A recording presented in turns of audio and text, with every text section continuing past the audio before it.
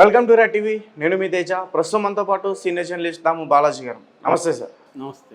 So రీసెంట్గా జగన్మోహన్ రెడ్డి గారి పైన ఒక కేసు అయితే నమోదైంది. ముఖ్యంగా ఆయన ఒక వ్యక్తిని పలకరించడానికి వెళ్ళినప్పుడు గుంటూరు దగ్గర అనుకోకుండా సింగ్ అయిన వ్యక్తి ఆయన వెళ్తున్న కాన్వే కింద పడిపోవటం, ఆయన కారు కింద పడిపోవటం, ఆయన చనిపోవటం, ఇవన్నీ కూడా జరిగాయి.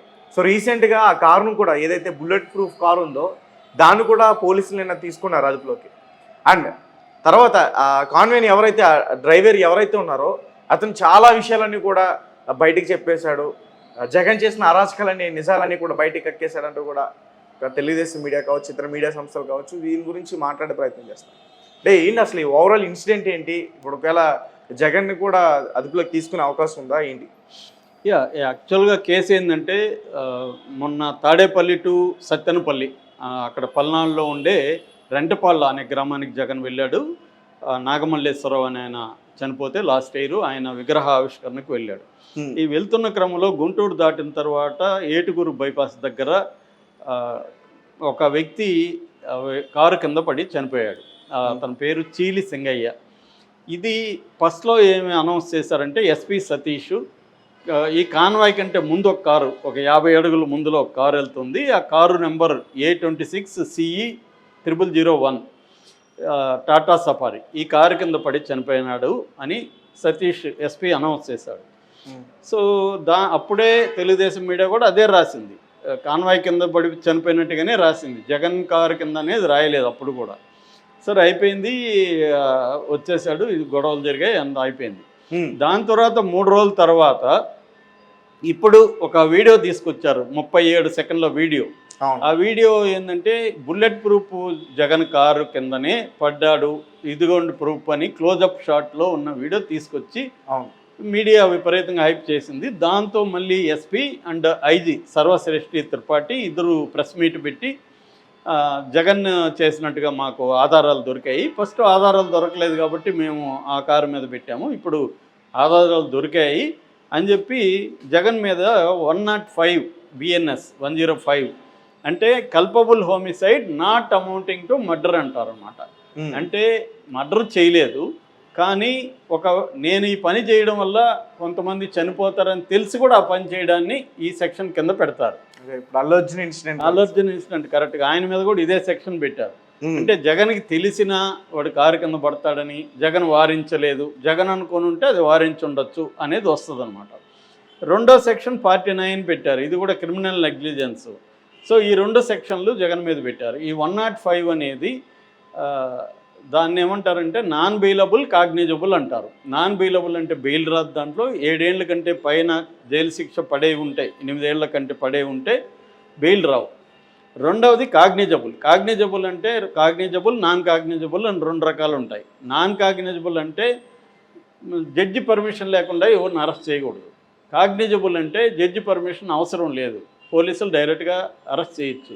ఇది కాగ్నిజబుల్ అంటే జగన్ని నోటీసులు ఇవ్వాల్సిన అవసరం లేదు, జడ్జి పర్మిషన్ అవసరం లేదు, పోలీసులు అనుకుంటే పట్టుకుని కోర్టులో పెట్టచ్చు, కోర్టుకు ప్రొడ్యూస్ చేయొచ్చు. సో ఈ సెక్షన్ పెట్టారనమాట. ఇది ప్లాన్డ్గానే పెట్టినట్టుగా మనకు అర్థమవుతుంది. రెండవది ఇది తెలుగుదేశం కానీ ప్రభుత్వ వెర్షన్ ఏంటంటే ఈ బుల్లెట్ ప్రూఫ్ కార్ కింద పడ్డాడని. దీంతో వైసీపీ వాళ్ళు ఇంకొక వీడియో తీసుకొచ్చారు. ఆ వీడియోలో ఏంటంటే క్లియర్గా ఈ 0001 కార్ దగ్గర ఇతను బాడీ ఉంది, అప్పటికి అతను చనిపోలేదు, అతను మేల్కొనే అంటే స్పృహతోనే ఉన్నాడు, కదులుతూనే ఉన్నాడు బాగానే, పక్కనే అంబులెన్స్ ఉంది. ఆ వీడియో పెట్టారు. నిన్న వీళ్ళ అడ్వకేటు బరిగెల కోటేష్, ఎవరు వైసీపీ అడ్వకేట్, అతను ఏం చెప్తున్నాడంటే నేను కూడా ఆ స్పాట్లో ఉన్నాను, పడిందేమో ఆ కారు కింద పడ్డాడు అతను, ఆ కార్ డ్రైవర్ను కూడా వీళ్ళు పోలీసులు అరెస్ట్ చేశారు, ఆ కారును కూడా సీజ్ చేశారు. ఇప్పుడు దాని నెంబర్ మార్చడానికి పోలీసులు ట్రై చేస్తున్నారు, ఆ కారు నెంబర్ మార్చి ఈ కారుని ఇరికించడానికి.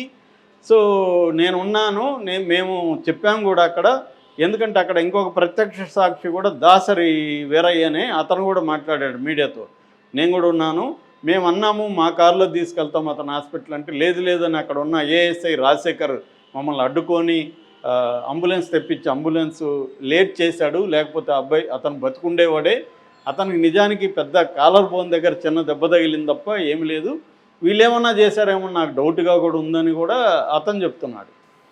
అతను చనిపోయే ప్రసక్తి లేదని ఈ కోటేష్ అడ్వకేట్ చెప్తున్నాడు.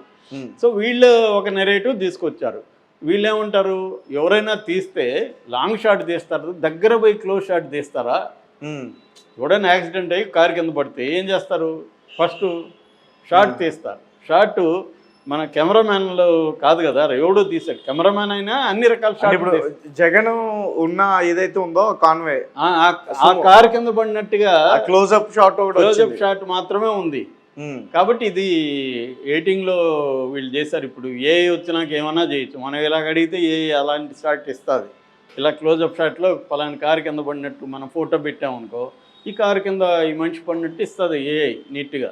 అదేం తెలియదు మనకి, అది రేపు పొద్దున ఫోరెన్సిక్లో తెలుస్తుంది.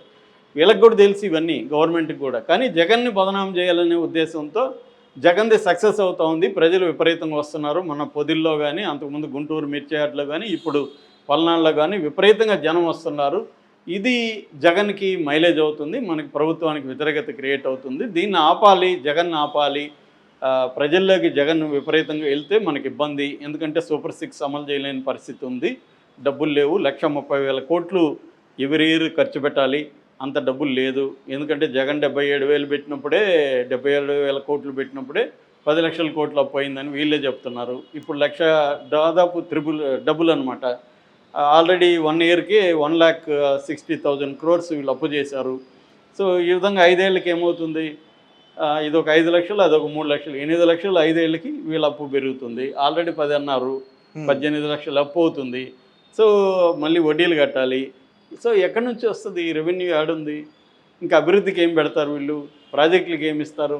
సో ఇటువంటి ఒక ఫెయిల్యూర్ స్టేట్ అంటాం దాన్ని. ఫెయిల్యూర్ స్టేట్లో తెలుగుదేశం కూటమి ఉంది. సో ఎందుకంటే అలివుగాని హామీలు ఇచ్చేశారు కాబట్టి. ఎక్కడైనా కర్ణాటకలో కాంగ్రెస్ అయినా, ఇక్కడ కాంగ్రెస్ అయినా ఇదే పరిస్థితి. సో ఎందుకంటే జగన్ కంటే మనం ఎక్కువ ఇస్తే మనకు ఓట్లేస్తారనేది లాజిక్ అంతే. ఇచ్చేసారు, ఇప్పుడు అమలు కాలేదు. దీన్ని జగన్ ఉపయోగించుకోవడం మొదలుపెట్టాడు. జగన్ కట్ చేయాలి, కేసులు పెట్టడం మొదలుపెట్టారు. ఇంతే జరుగుతుంది ఇక్కడ. మరి జగన్ అరెస్ట్ చేస్తే మనకు మైలేజా లేదనేది గవర్నమెంట్ చూసుకుంటుంది. మైలేజ్ ఉంటే అరెస్ట్ చేస్తుంది. ఎందుకంటే ఇది కేసులు నిలిచేది కాదు.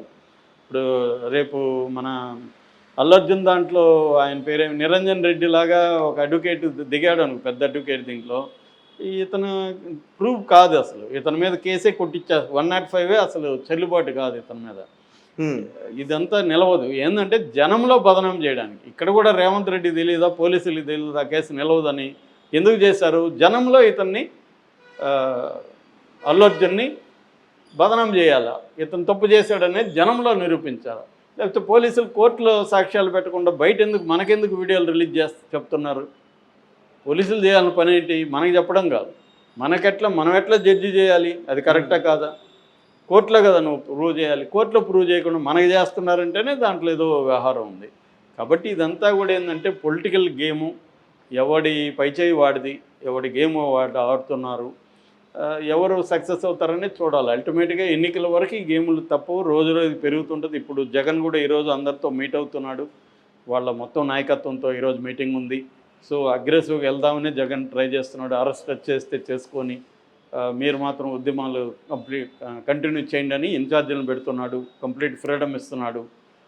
లీగల్ టీమును పెడుతున్నారు. కాబట్టి జగన్ ఫైట్ చేయాలనే డిసైడ్ అయ్యాడు. మామూలుగా యుద్ధంలో ఒక సామెత ఉంటుంది, best form of defence is offence అని. నువ్వు రక్షించుకోవాలంటే ఎనిమి మీద అటాక్ చేయాలి. చేయకపోతే నువ్వు వీక్గా ఉంటే నీ మీద వస్తాడు. ఇప్పుడు ఇరాన్ ఏం చేసింది? సైలెంట్గా లేదు ఇరాన్. అటాక్ ఓకే అని అటాక్ చేసింది. అటాక్ చేస్తే అవతలోడే సైలెంట్ అయిపోయారుగా.